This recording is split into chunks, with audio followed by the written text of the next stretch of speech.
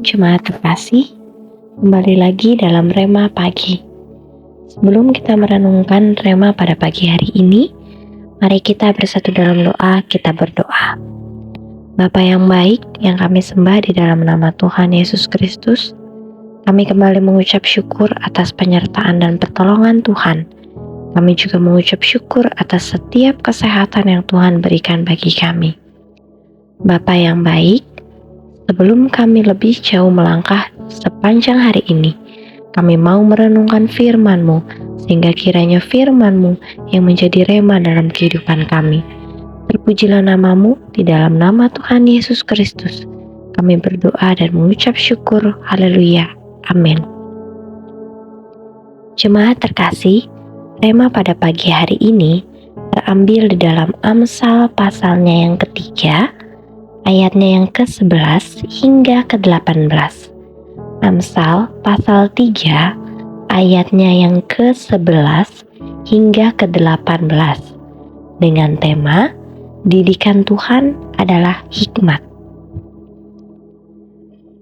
Amsal 3 ayat 11 hingga yang ke-18 dikatakan bahwa, "Hai anakku, janganlah engkau menolak didikan Tuhan, dan janganlah engkau bosan akan peringatannya, karena Tuhan memberi ajaran kepada yang dikasihinya, seperti seorang ayah kepada anak yang disayangi.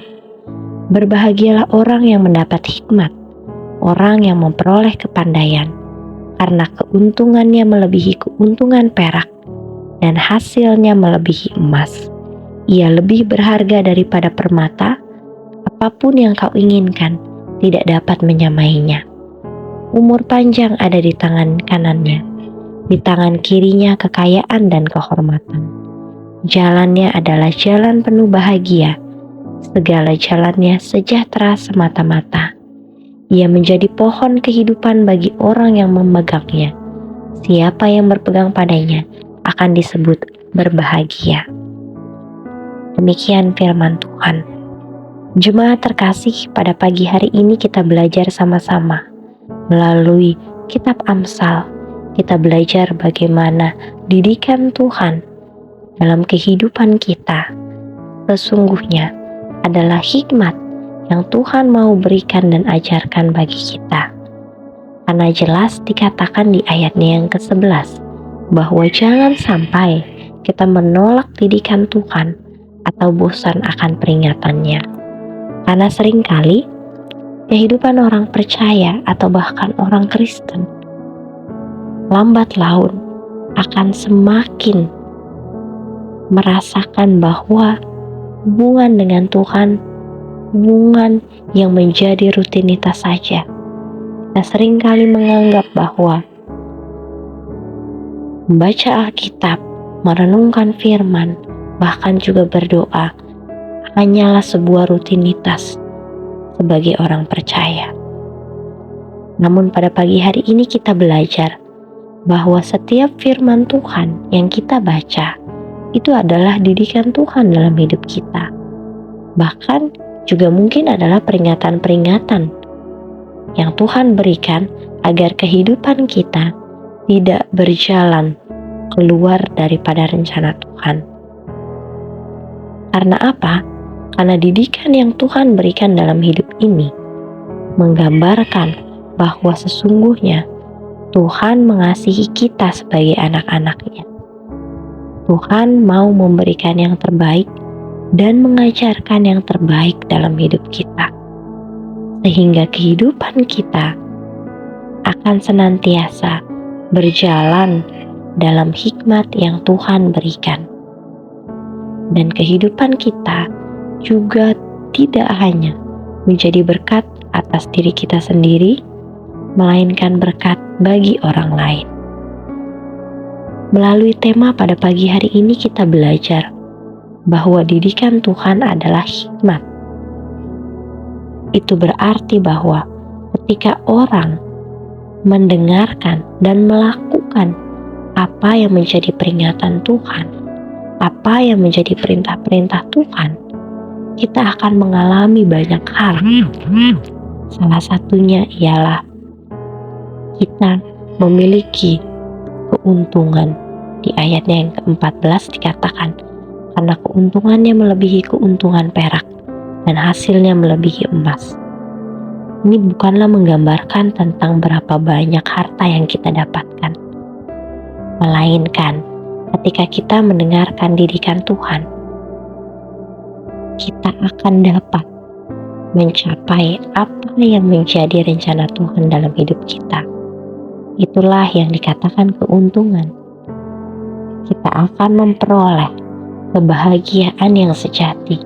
Kita akan memperoleh, bahkan kita dapat mencapai apa yang menjadi rencana Tuhan, khususnya dalam kehidupan kita sebagai orang percaya.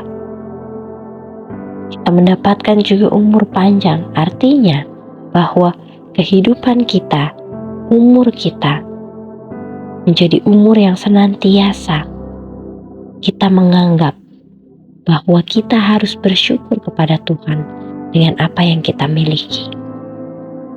Dan juga ketika kita mendengarkan didikan Tuhan, kita memperoleh hikmat. Artinya bahwa kehidupan kita menjadi pohon kehidupan bagi orang lain. Pohon kehidupan menggambarkan bahwa kehidupan kita memancarkan kasih Tuhan, sehingga orang lain dapat melihat kasih Tuhan melalui kita. Orang lain bahkan dapat percaya kepada Tuhan melalui kehidupan kita, melalui apa yang kita lakukan.